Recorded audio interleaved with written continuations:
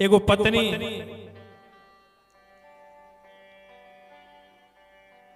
एगो लड़की एगो लड़का के नया नया शादी भइल भैया। आ जैसे शादी भइल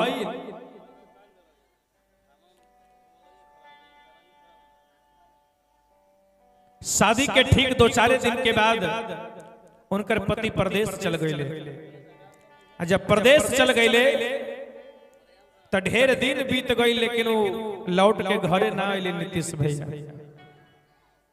जब घरे ना अले तो उनकर पत्नी रोज रेलवे स्टेशन पर जाता रही और रेलवे स्टेशन पर जाके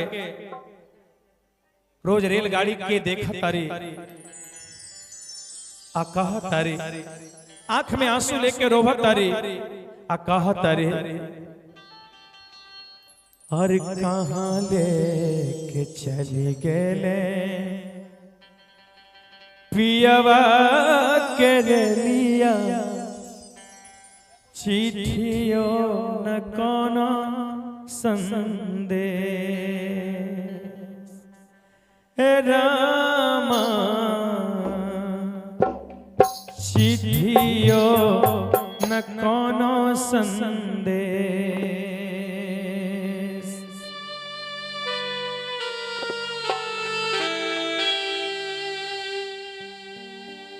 पत्नी रोवत तारी रेलवे प्लेटफॉर्म पर जाके रोज आवे और जाए वाला के ट्रेन के निहारत तारी, वो गाड़ी के निहारत तारी, कह तारी कि रे लिया, आखिर तू ही हमार पिया के लेके गईले, आखिर ना जाने हमार पिया कहाँ चल गईले। भाव देखी वो रेलवे स्टेशन पर बैठ के रोवत तारी,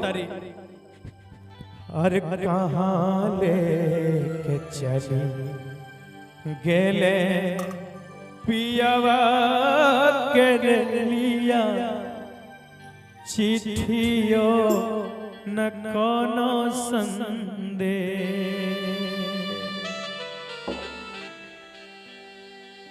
अरे कहाँ लेके चली गेले पियवा के रेलिया, चिट्ठियों न कोनो संदेश, ए रामा चिट्ठियों न कोनो संदेश। देखता रहिया नया बेनीर मोहिया, बसी गेल कोना दूर देश, रामा बसी गेल पिया परदेश।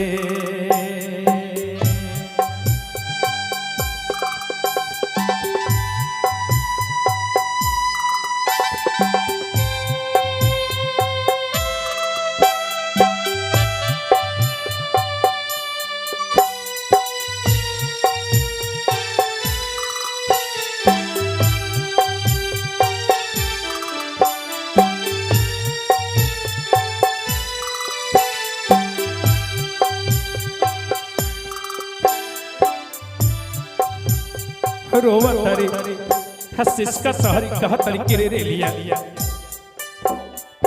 ढेर दिन बीती गेल और ढेर दिन देखल भेल पिया के सुरतिया, पिया बिन बिरान लागे धन संपतिया।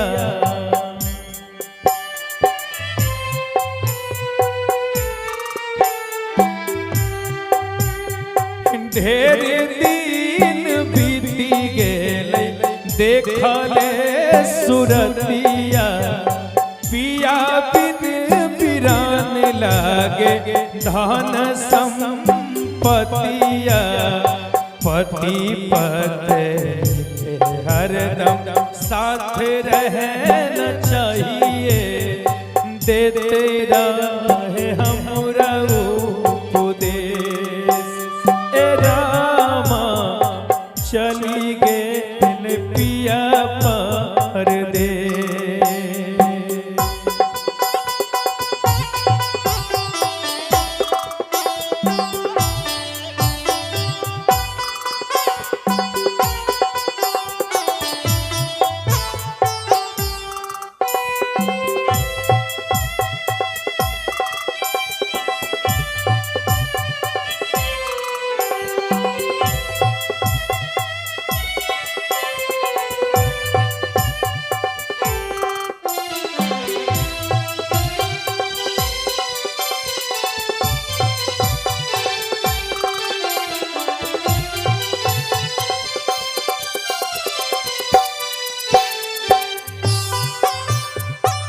सड़िया सिंगार हम मंगैती पसंद से कबो लड़ती कबो मनैती अपन मन से।